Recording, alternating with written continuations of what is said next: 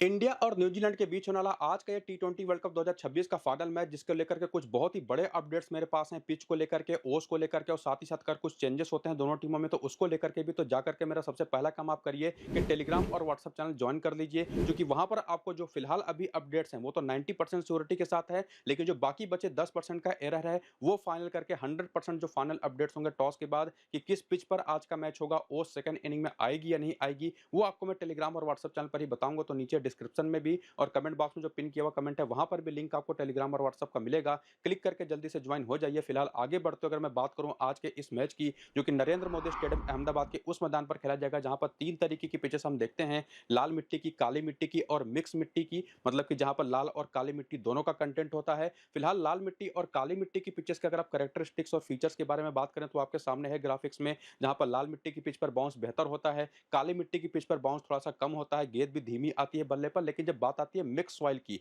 तो वहां पर अगर आप कैरेक्टरिस्टिक्स फीचर्स उसके देखने जाएं जो कि आपके सामने है, और चूंकि इस मिक्स सॉइल वाली पिचेस पर अगर हम बात करें तो रेड सॉइल है उसका कंटेंट थोड़ा सा ज्यादा होता है 60 से लेकर के 70%, बाकी बचा कंटेंट होता है ब्लैक सॉइल का। तो रेड सॉइल के हाई कंटेंट की वजह से यहाँ पर बाउंस जो होगा ना वो काफी इवन होता है, गेंद बल्ले पर काफी आसानी से आती है। तो निश्चित तौर पर बैटिंग करने की कंडीशन यहाँ पर सबसे ज्यादा बेहतर होती है क्योंकि अभी तक जो पूरे वर्ल्ड कप के दौरान 6 मुकाबले इसी मैदान पर खेले गए उसमें 4 पिचेस यूज हुई, pitch number 4, pitch number 5, pitch number 6 और पिच नंबर 7। जिसपे ये ग्राफिक में अगर आप देखें तो स्लोअर बॉल्स पर सबसे ज्यादा विकेटें किसी को मिली हैं तो वो मिली हैं पिच नंबर 7 पर, जहां पर 50 से ज्यादा परसेंट विकेटें जितनी भी गिरी हैं वो स्लोअर बॉल्स पर मिली हैं। उन तेज गेंदबाजों को जिनके पास एक्सप्रेस पेस है, 140 प्लस की बॉलिंग करते हैं और अचानक से 115 या 120 किलोमीटर पर आवर की बॉलें फेंक देते हैं। लेकिन फिलहाल जो अपडेट आज के इस मैच को लेकर के है जिसके बारे में आपको मैंने वीडियो को शुरू में ही कहा कि पिच नंबर 6 पर आज के मैच हो सकता है, वो भी ग्राफिक में आप देख सकते हैं, ये वही पिच है जो कि मिक्स सॉइल की रहेगी और मिक्स सॉइल की पिचेस पर ही सबसे कम विकेटें मिली है स्लोअर वंस को।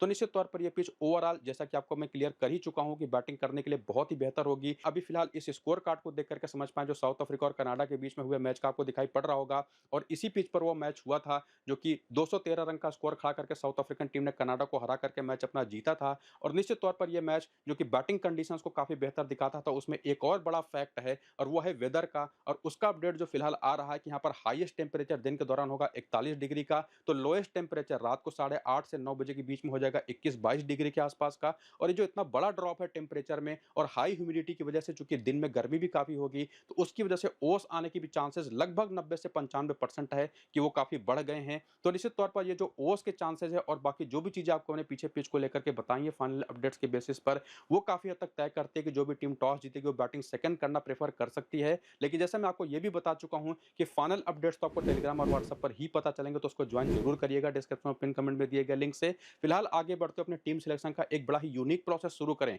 सबसे पहले विकेट कीपिंग सेक्शन में ईशान किशन को और टीम सैफर्ट को कंफर्म जाने वाले हैं, जिसमें मैं ड्रॉप करने वाला हूं फिन एलन को, जिनका रिसेंट फॉर्म अगर आप डेटा में देखें तो है तो बहुत ही शानदार। पिछले मैच पर सेंचुरी लगा करके आए हैं लेकिन इंडिया के खिलाफ आंकड़े अगर आप देखें इस मैदान पर इनके आंकड़े देखें तो वो थोड़े से एवरेज हैं। हालांकि फाइनल मैचेस में काफी बढ़िया परफॉर्मेंसेस करते हैं लेकिन मुझे लगता है कि आज ये जल्दी आउट होंगे, तो ईशान किशन और टीम सैफर्ट को लेने के साथ साथ संजू सैमसन को भी लेकर के जाऊंगा, जिनके आंकड़े अगर आप देखें तो फॉर्म तो जबरदस्त है लेकिन इनके आंकड़े दिखाने का सबसे बड़ा रीजन था न्यूजीलैंड के खिलाफ इनकी परफॉर्मेंस, जिसमें बैटिंग एवरेज केवल 8 का है। तो मेरा अपना सजेशन होगा कि आप इनको एज ए प्लेयर रखिएगा, कप्तान है बस कप्तान मत बनाइएगा। बाकी फाइनल मैचेस की परफॉर्मेंसेस भी इनकी काफी अच्छी होती हैं, साथ ही साथ इस मैदान पर भी इनके आंकड़े आपको दिखाई पड़ ही रहे हैं, काफी बेहतर हैं। तो इन तीनों विकेट कीपर्स को लेकर के हम सीधे बैटिंग सेक्शन में आए, जहां से आपके पास तीन मेन ऑप्शन होंगे। एक तो सबसे बेस्ट ऑप्शन सचिन रविंद्र का होगा, उनके आंकड़े आपके सामने है। फिलहाल इस पूरे वर्ल्ड कप के अंदर न्यूजीलैंड की तरफ से सबसे ज्यादा विकेट लेने वाले बॉलर हैं, जिसमें से पिछले 9 विकेटें तो पिछले 4 ही मैचेस में आई है। रिसेंट फॉर्म में आप देख ही पा रहे होंगे, बल्ले से भी बढ़िया फॉर्म में है। बाकी इंडिया के खिलाफ परफॉर्मेंसेस बहुत ही खराब हैं,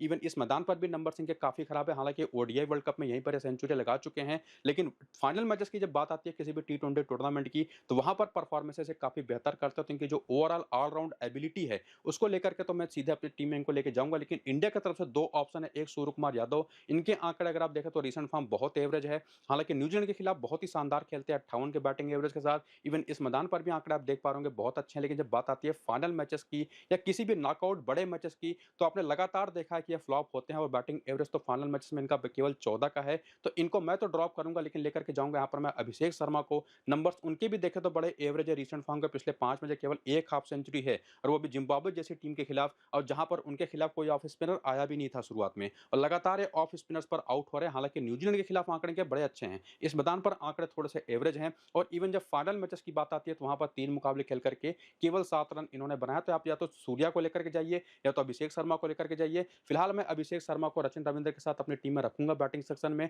और आऊंगा सीधे ऑलराउंड सेक्शन में, जहां से 3 तो बड़े ऑप्शन आपके पास मौजूद हैं। एक हार्दिक पांड्या, एक ग्लेन फिलिप्स और एक अक्षर पटेल। बापू बाबू को तो आप भूल सकते ही नहीं, फिलहाल जैसे पिछले मैच पे परफॉर्मेंसेस करके आए हैं, खास करके फील्डिंग के तौर पर। तो ये तीनों प्लेयर हमारी टीम में होंगे ऑलराउंड सेक्शन से। और एक सजेशन मेरा होगा मिचेल सैंटनर को लेकर के, जिनका डेटा अगर आप देखें तो फॉर्म तो बेहतर है नहीं, इवन इंडिया के खिलाफ परफॉर्मेंसेस भी बड़ी एवरेज हैं और इस मैदान पर तो 6 मैचेस खेल करके कोई विकेट ही नहीं है और बहुत सारे लोग इनको लेकर के जाने वाले हैं। फाइनल मैचेस में भी ठीक-ठाक खेले हैं, लेकिन ओवरऑल आपको मैं बताऊं कि अगर आपको इनको लेकर के जाना है तो ओवर्स के चूंकि चांसेस दिखाई पड़ रहे हैं तो केवल पहली इनिंग की बॉलिंग में ट्राई करिएगा। हालांकि कोल मैकेंजी का भी ऑप्शन है, उनको मैं सजेस्ट करूंगा नहीं, लेकिन आऊंगा सीधे बॉलिंग सेक्शन में, जहां से आपके पास 3 श्योर शॉट ऑप्शंस मौजूद हैं। एक जसप्रीत बुमराह का, एक मैट हेनरी का और एक हर्षदीप सिंह का। तीनों को मैं सजेस्ट करूंगा सीधे टीम में लेकर के जाइए। लेकिन अगर इंडिया की पहली इनिंग की बॉलिंग है और वरुण चक्रवर्ती अगर खेल रहे हैं तो उनको भी आप चाहें तो लेके जा सकते हैं, जिनका रीसेंट फॉर्म निश्चित तौर पर आपने रिसेंटली देखा है कि विकेटें तो लगातार एक-एक ले रहे हैं हर मैच में, लेकिन लगातार इनकी पिटाई हुई है। पिछले मैच में तो 4 ओवर में 64 रन दे दिए थे। स्टिल ये इस वर्ल्ड कप के अंदर इंडिया की तरफ से हाईएस्ट विकेट टेकर हैं और पिछले 5 मैचों तो 7 विकेटें ऑलरेडी ले चुके हैं। यानी कि इतनी फेलियर्स के बावजूद भी विकेटें लगातार निकाल रहे हैं। बाकी न्यूजीलैंड के खिलाफ परफॉर्मेंसेस थोड़ी-सी एवरेज है, 4 मैच में 4 ही विकेट है। इस मैदान पर बढ़िया खेले हैं, फाइनल मैच में बढ़िया परफॉर्मेंसेस करते हैं, तो ये भी एक ऑप्शन होंगे। और फिलहाल मेरा अपना जो फाइनल कॉम्बिनेशन होगा वो आपके सामने, जिसमें हार्दिक पांड्या तो एक श्योर शॉट कप्तान के ऑप्शन बन जाते हैं, बाकी रचिन रविंद्र को आप वाइस कप्तान बना सकते हैं। तो ये तो मेरा अपना फाइनल कॉम्बिनेशन होगा, लेकिन आप चाहें तो अपना फाइनल कॉम्बिनेशन खुद भी बना सकते हैं। बाकी फाइनल ओवरऑल जो कॉम्बिनेशन हमारा आएगा, ये तो प्री टॉस कॉम्बिनेशन था, लेकिन फाइनल कॉम्बिनेशन जो होगा वो आपको मैं टेलीग्राम और व्हाट्सएप पर बताऊंगा। उसका लिंक आपको मैंने डिस्क्रिप्शन और पिन कमेंट में दे दिया है, तो जाकर के ज्वाइन जरूर कर लीजिए और ये वीडियो पूरा देख करके बताइए लगा कैसा ये कॉन्सेप्ट।